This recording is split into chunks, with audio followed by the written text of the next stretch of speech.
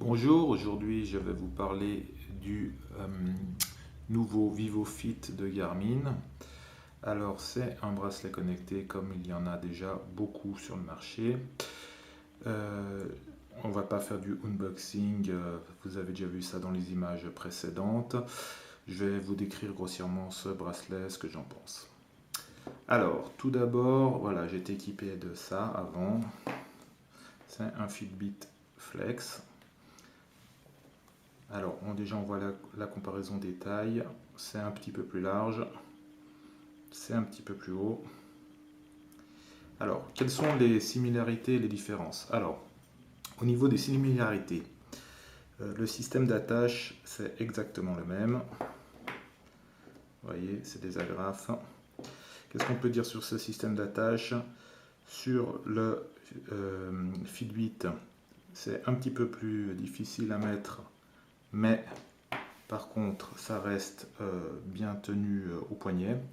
Sur le Garmin, donc même système d'attache, agrafe, réglage, c'est plus facile, mais ça tombe un petit peu plus souvent. Alors là, il faut vraiment faire attention.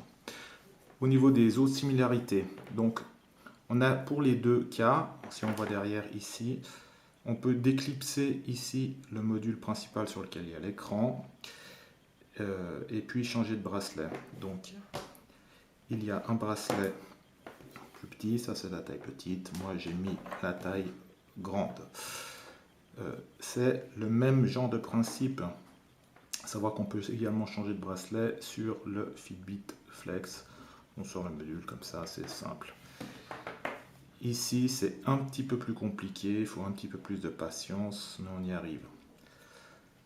Maintenant, au niveau des différences, bon, sur le Fitbit Flex, on tapote comme ça dessus, on voit il y a quelques diodes, il y en a 5 en tout.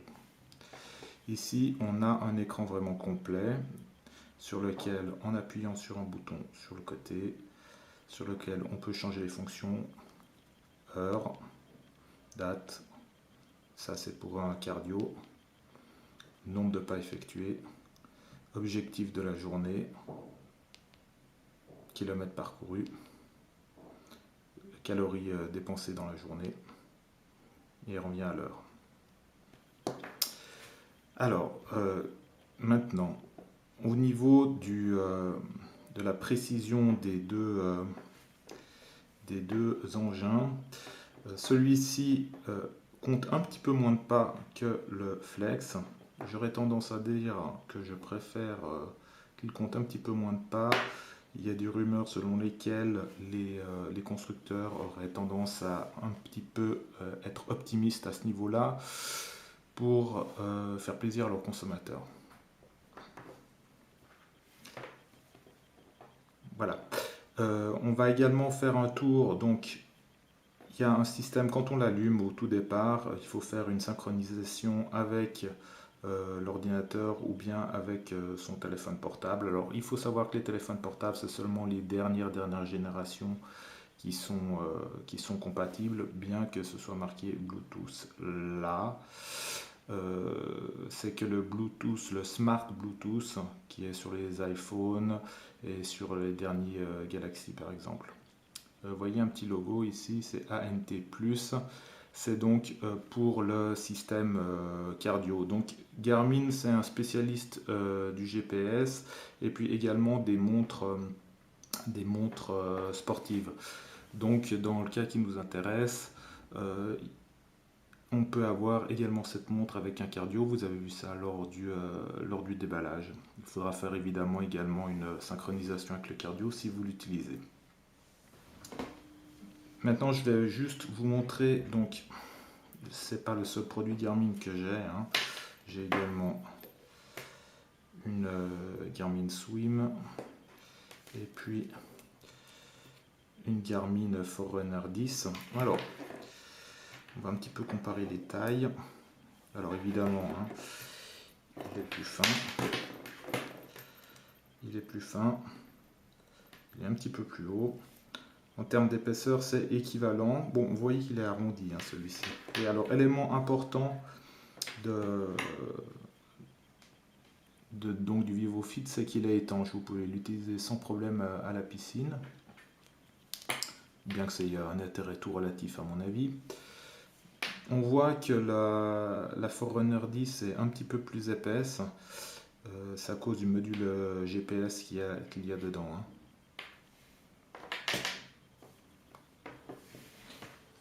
Voilà, je vais vous présenter également deux fonctions qui ne sont pas directement accessibles de manière évidente.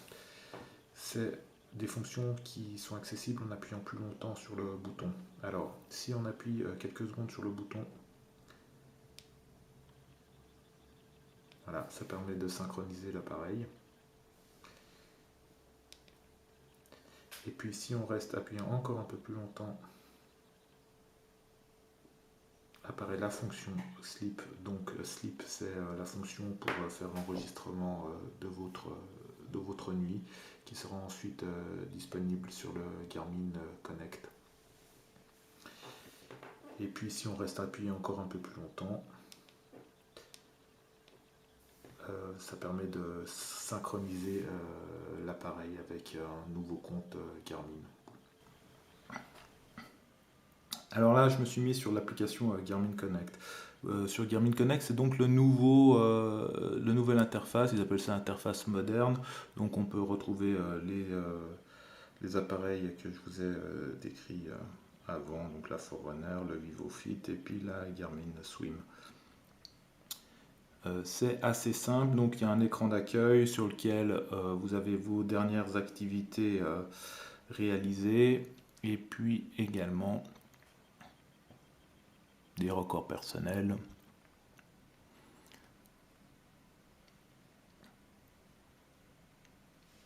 Vous pouvez rajouter des widgets, inviter des amis, etc. Bon, rien de bien intéressant, c'est surtout un outil de consultation.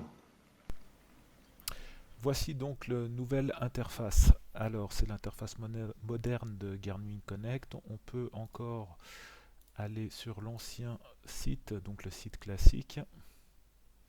Voilà, je vous donne juste un aperçu, ou bien switcher sur le nouveau. De nouveau. Donc, retour sur le nouveau site. Donc, on est directement sur la page où il y a le VivoFit. Ont été récupérés le nombre de pas, les kilomètres, les calories dépensées, ainsi qu'un rapport hebdomadaire. Et puis également la courbe de sommeil. Il y a également des badges et puis sont repris les dernières activités sportives qui ont été faites notamment pour ma part avec la Forerunner 10 et la Garmin Swim. C'est-à-dire que là, on a une espèce de fusion entre le VivoFit et les autres appareils Garmin. En théorie, c'est extraordinaire. En pratique, on va voir que ça a quand même des faiblesses. Donc là, je switch sur les activités. Donc là, c'est toutes les activités que j'ai fait ces derniers temps. Et si il me venait l'idée, par exemple, d'utiliser le cardio-fréquence pour du running, pour de la course à pied, euh, en plus de l'activité qui aura été enregistrée, en l'occurrence par ma montre de course, va se rajouter une ligne pour le cardio-fréquence. C'est-à-dire qu'on va avoir des activités à double. Donc c'est un petit peu embêtant, on est obligé d'effacer la ligne concernant le VivoFit. Donc on voit que l'intégration est pas encore parfaite. Ici on voit donc les appareils, je vous ai présenté les appareils tout à l'heure, les autres que j'ai, rien à dire de particulier. Bon, les paramètres du profil. Et puis bon, là il n'y a aucun élément à synchroniser. Donc je vous ai montré avant comment synchroniser le VivoFit avec le nouveau Garmin Connect. Donc on ne va pas rester plus longtemps sur cette interface et on va se déconnecter simplement. Alors, qu'est-ce qu'on peut dire en conclusion sur ce Garmin VivoFit? Alors, c'est un produit qui est très intéressant. Alors déjà, il est agréable à porter. J'ai parlé du défaut là, de l'attache qui peut se défaire. Il n'y a pas besoin de le recharger toutes les semaines. Juste pour information, celui-ci, le Flex, c'était tous les 5 jours qu'il fallait le charger. Celui-ci, vous êtes théoriquement tranquille pendant une année. On verra ça sur la durée. Au niveau de la résistance, bon, donc c'est un produit qui est bien fini, hein.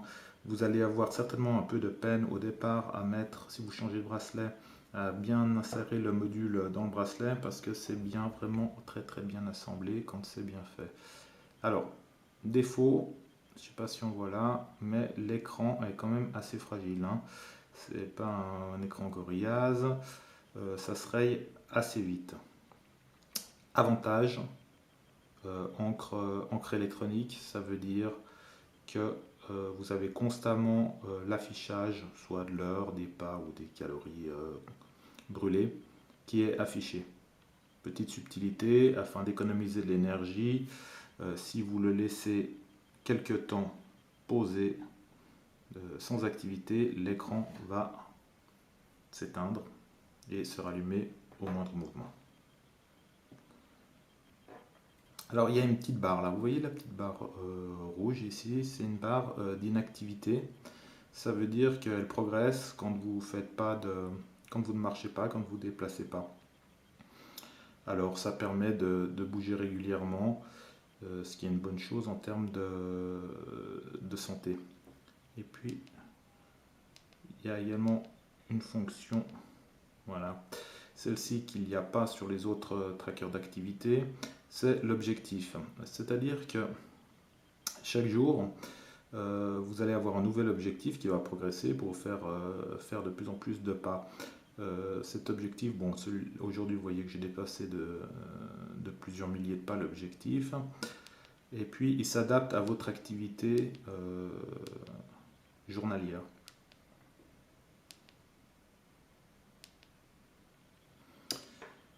Donc en conclusion, ben, c'est un très bon produit. Je dirais, comme on l'a vu dans la séquence sur le Garmin Connect de l'ordinateur, que malheureusement il n'est pas encore très bien intégré à l'environnement Garmin Connect, notamment avec les autres montres de sport. Euh, donc là, il y a encore un effort à faire, à mon avis, au niveau de l'interface dans Garmin Connect. Mais bon, c'est un tracker d'activité qui a vraiment beaucoup de potentiel, à mon avis, et qui est vraiment facile à vivre. On peut s'attendre ces prochains temps à avoir également des bracelets sous forme de pièces détachées qui vont venir, des bracelets d'autres couleurs. Donc là, moi j'ai pris noir. Actuellement, on peut en acheter avec ou sans cardio dans plusieurs autres couleurs. Mais il n'y a pas encore de bracelet de rechange. Voilà, je vous souhaite d'avoir apprécié cette petite présentation. Et puis, à bientôt.